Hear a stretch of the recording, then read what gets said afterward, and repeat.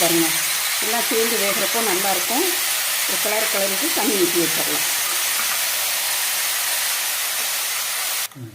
இப்போ காய்கறி பாருங்கள் நல்லா எல்லாத்தையும் சேர்த்து கிளறி விட்டுட்டேன். இப்போ இந்த அரைச்ச மசாலாவை இதில் ஊற்றிடலாம். இது நல்லா நைஸாக அரைச்சி வச்சுருக்கிறேன். அதையும் ஊற்றிட்டு நல்லா கொஞ்சம் தண்ணி ஊற்றி அலசி தேவையான அளவு தண்ணீர் ஊற்றி மூடி வேக வைக்கணும்.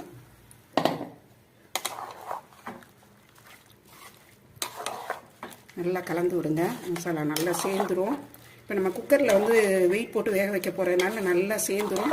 இருந்தாலும் ஒரு தடவை நல்லா கிளறி விட்டுருவோம். நல்லா காய் சேர்ந்துருச்சு. இப்போ நல்லா தண்ணி ஊற்றி மூடி வச்சிடலாம்.